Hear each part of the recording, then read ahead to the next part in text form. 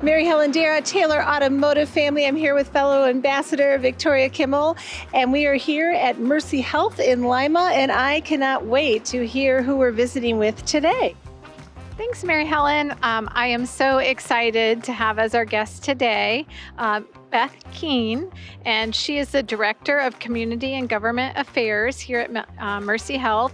And we also get to enjoy this beautiful graduate medical education center. So let's go inside. Let's get inside. All right. Let's do it.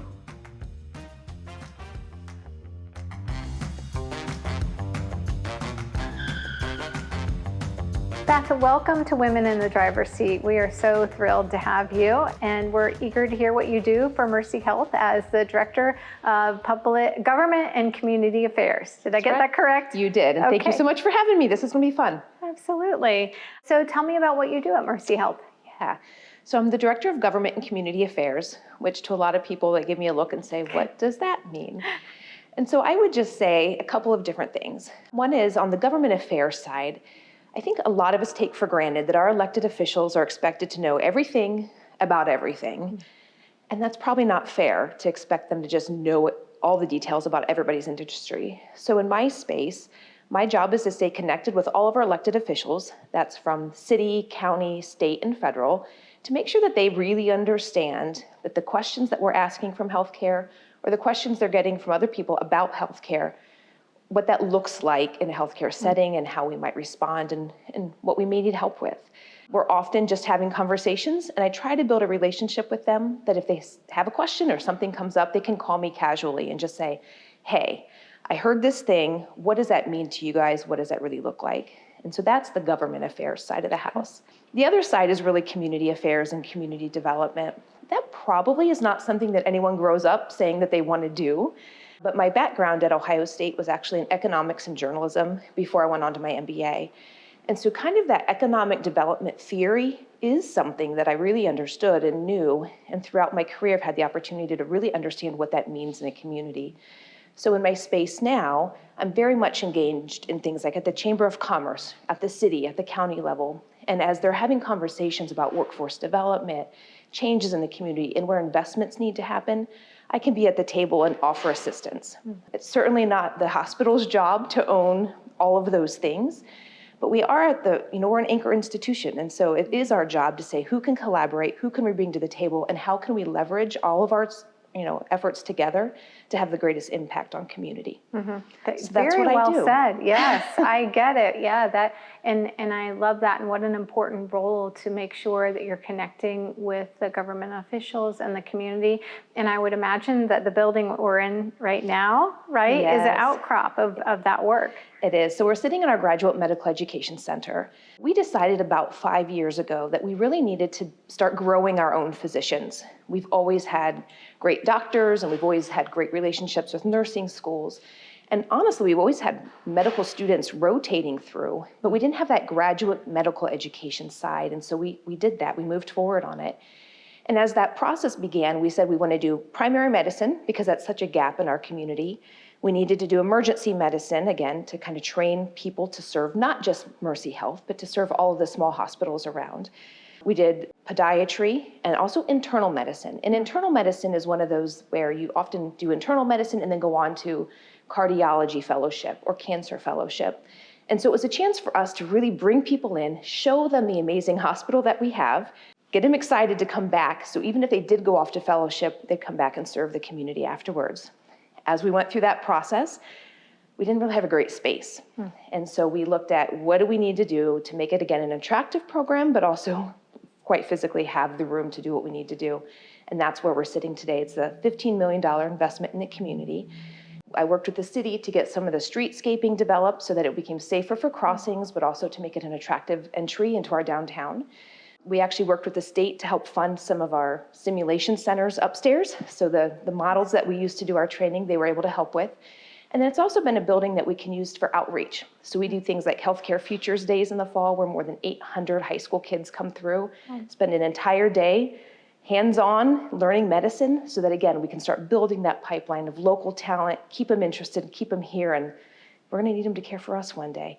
So that's what we're doing in this facility, and it just continues to give back to the community. 100 new physicians every year coming through, hundreds of medical students coming through, and then again, all the outreach we do beyond our employees. It's fantastic. Yeah. This is truly an incredible centerpiece in the community, and having toured the facility and seeing some of the simulation labs, it's pretty state of the art. It really is. Yeah, Our great. doctors love it. Our nurses love it. It's such a pride piece for all of us. Yeah, should be very proud. Well, tell me, what was the deciding factor for you to get in the driver's seat at Mercy Health, and what you're doing today at Mercy Health? I am so non-traditional in the healthcare space, and so it is a fun question to answer. I mentioned earlier my background is economics and journalism, and then I went on for my MBA in human resources and marketing. And so I could be in any industry, and frankly, I spent some time in a lot of them. I spent some time at the Bath & Body Works corporate office designing gift sets.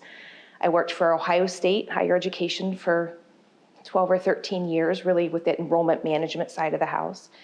Went to Husky Energy, which is now Synovus locally, and did their community affairs piece. But at every stop, I just kept thinking, whatever I do, because I'm a type A person, whatever I do, I'm going to do it all in, and I have to be passionate about it. Because if I'm not passionate about it, I'm not going to feel fulfilled, and that hard work's not going to feel like it paid off. And so when I had the opportunity to come to Mercy Health, I actually started as the director of marketing. It was that. It was, how do we tell our story in a way that people can understand, because healthcare is complicated, in a way that they trust, and because healthcare is scary, and truly help people understand that we're here to help, and what can they do, to partner with us in their health. Now, my job has changed over the years and kind of transitioned depending on where we're at and what we need. But I wake up every morning pretty excited about what I do. Don't always know what the day holds, but pretty excited about the day-to-day work. Sounds like you found your life passion. Yeah. Your work passion. That's fantastic. What are a few of the most rewarding and challenging aspects of what you do? Yeah. So I would say the most challenging is that in the world I'm in now, nothing happens quickly. I generally like to identify an issue, brainstorm, pull together the right people, collaborate, and come up with a solution and do it. And in the space of housing redevelopment, working through some immigration issues in the community, or even downtown development, those things are years long. And so we can have the conversation, but then there's a lot of behind the scenes work before anyone sees those things come to fruition. And that can be frustrating for somebody like me who likes to move kind of quickly. But I will say, a really great mentor of mine in the community reminds me often when I call him and say, oh, I'm so frustrated. He'll say, if it was easy, it would have been done by now. And so the things that we're working on at this point are the hard things. And so that I have to remind myself of that quite often. So that's the challenging part, is not being able to just do. You're working through legislation, you're looking through collaboration, you're working through other partners who have different reasons for doing what they're doing. The most rewarding is when you do have those things that win. One of the things I mentioned is housing redevelopment. We aren't landlords. We don't want to be landlords. We aren't in the business of buying homes. But we do need nice homes. I mentioned our residents. We need places for 100 new physicians to live when they come to town. And we have 3,000 associates who want to live close to work. And so we did take a close look at our community and analyzed census tract data and zip code data and identified the census tract that's most near the hospital and said, that's a tipping point neighborhood. If we could get in there and stabilize housing and increase home ownership, we would have an opportunity to change a neighborhood for the good and break generational poverty forever. Well, that's, again, sounds like, let's just do it, right? Let's do it. It wasn't that easy, but we did have some community partners come together who have the same passion. I was able to get some funding through a couple of different sources. And so now there's a pool of money where an LLC is able to go in and buy a dilapidated house that's vacant, renovate it, but renovate it nice and safe, but still keep it affordable for people who want to live there. It's not a, HGTV flip with marble countertops, right? It's very affordable for a working person, and then sell it back to somebody who's never been able to own a home before, and it's working. And so we actually have had a few houses that are vacant that are selling. Just another one closed the other day. And one person who's been living in that house as a rental forever, never thought she'd own it. We helped her own the home, and she's never been so happy to go home after work. And those are the things That's the payoff, you're the really reward. proud of. Right. It's slow, and often you feel like people don't see the progress. but when it happens, you've changed a life. Right, for good, yeah. And I think that that is fascinating, that the hospital is looking at those adjacent opportunities, right, to serve not only the employment need, but the housing need. Absolutely. So I've made it pretty clear, I'm not healthcare. If I ever have to stand by your bed, we are in a whole different situation.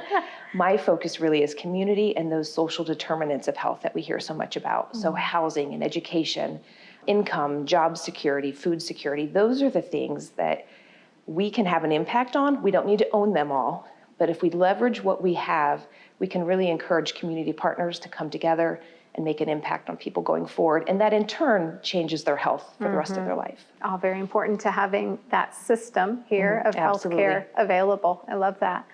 What aspects of giving are you most proud of? Yeah. Well, I mentioned a couple of them already. I'll also say we've done a lot of partnerships with schools. For some, it looks like we did an advertisement on a football field, but what we really did is partner with the school to have access to students to talk about stopping smoking, mental health and behavioral issues, long-term health decisions, and also careers.